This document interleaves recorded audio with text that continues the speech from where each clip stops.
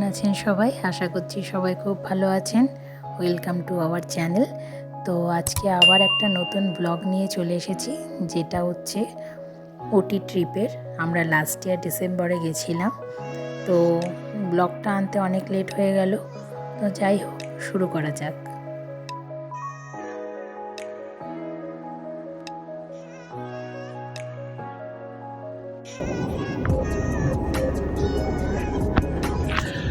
আমরা যাত্রা শুরু করি কলকাতা নেতাজি সুভাষচন্দ্র বোস এয়ারপোর্ট থেকে। আর আমরা পৌঁছাই ফার্স্ট ব্যাঙ্গালোর, দেন ব্যাঙ্গালোর থেকে নেক্সট ডে নাইটে আমাদের বাস ছিল উটিতে যাওয়ার। যেহেতু আমাদের উটি যাওয়ার ট্রিপটা সাডেন প্ল্যান হয়, তারপর আমরা যাব সেটা ডিসাইড করি, তাই জন্য আমাদের ফ্লাইটে যাওয়া। আদারওয়াইজ আমাদের সাথে যারা ছিল সবাই ট্রেনেই গেছিলো, আর ট্রেনে যেতেই বেশি মজা হয় আমার মনে হয় অন্তত, কারণ আমি ফ্লাইটের থেকে ট্রেনে বেশি কমফোর্ট ফিল করি।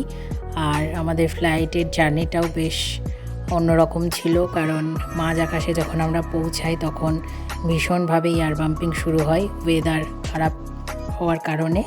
আর একটা টাইমে এরকমও মনে হয়েছিল যে অক্সিজেন মাস্ক নিচে নেমে আসবে আর আমাদেরও হয়তো প্লেন থেকে জাম্প করতে হতে পারে।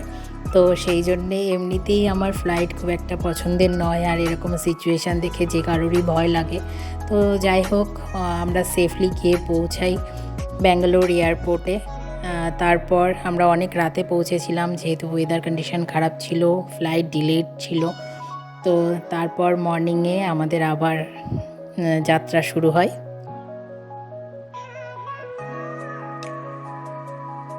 যেহেতু নেক্সট ডে নাইটে আমাদের ব্যাঙ্গালোর থেকে বাস ছিল, তাই জন্যে আমাদের পুরো হোল ডেটা আমরা পাই ব্যাঙ্গালোরটাকে এক্সপ্লোর করার জন্য। তো আমরা ফার্স্ট লালবাগ পার্কে যাই, যেখানে বেশ ছোট একটা পার্ক, কিন্তু বেশ সুন্দর জায়গা। একেবারে ছোট বলবো না, অনেকটা এরিয়া নিয়েই, কিন্তু বেশ সুন্দর একটা জায়গা, শান্তিপূর্ণ, ভালো লাগবে। আর আমাদেরও খুব ভালো লেগেছে। তো এখানেই দেখতে পাচ্ছেন চারিদিকে সব ছোট ছোট টিলা টাইপের আছে, তার উপর একটা ছোট মন্দিরও আছে। সবাই এখানে আসছে, ফটো সেশন করছে। আর স্যাটারডে সানডে হওয়ার কারণে পার্কে একটু ভিড়ও ছিল, ভালোও লাগছিল। ওয়েদারটাও ব্যাঙ্গালোরের খুবই সুন্দর, এটা তো বলার কোনো অবকাশ রাখে না। সবাই জানে কম বেশি ব্যাঙ্গালোরের ওয়েদার কত সুন্দর থাকে। তো যাই হোক, খুব সুন্দর ওয়েদার ছিল, খুব ভালো আমরা ঘুরেছি।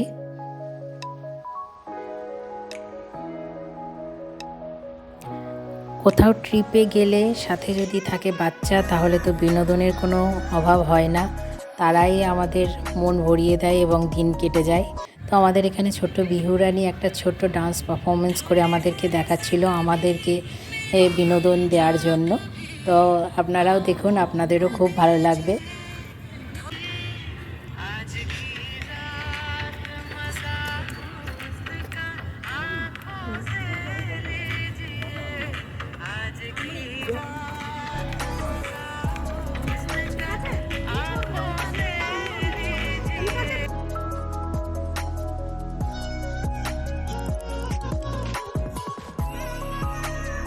লালবাগ পার্ককে বিদায় জানানোর পালা। আমাদের next destination assembly, Bangalore assembly বা বিধানসভা ভবন, সেটাও খুব সুন্দর আর সেটাও দেখার মতন।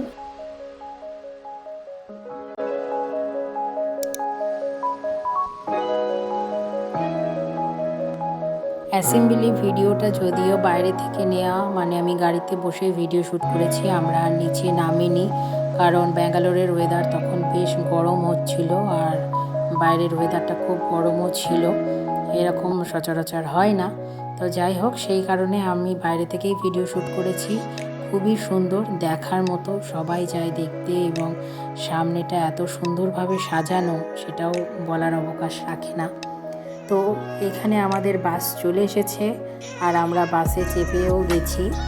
অনেক রাত্রে আমরা বাসে উঠেছি বলে সেই নাইট ভিডিওটা আমি করিনি, কিন্তু পরদিন মর্নিংয়ে আমি বাসের জানালা থেকে কত সুন্দর বাইরেটা দেখা যাচ্ছে সেটা দেখুন, এত সুন্দর লাগবে। আমরা প্রায় উটির পথে, উটির কাছাকাছি পৌঁছে গেছি অলমোস্ট। নাইটে যখন আমরা বাসে উঠি, তারপর ভীষণ জোরে বৃষ্টি স্টার্ট হয় এবং বৃষ্টির মধ্যে এইরকম একটা লং ড্রাইভ বাসের মধ্যে একটা অসাধারণ অনুভূতি, যেটা আমার তো খুবই ভালো লেগেছে।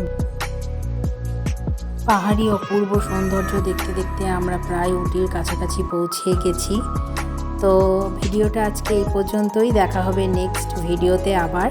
ততক্ষণের জন্য আপনারা ভালো থাকুন, সাবধানে থাকুন, সুস্থ থাকুন। দেখা হবে নেক্সট ব্লগে। ততক্ষণের জন্য বাই। ভিডিওটা ভালো লাগলে অবশ্যই একটা লাইক, শেয়ার, কমেন্টস করবেন। তো দেখা হচ্ছে নেক্সট ব্লগে।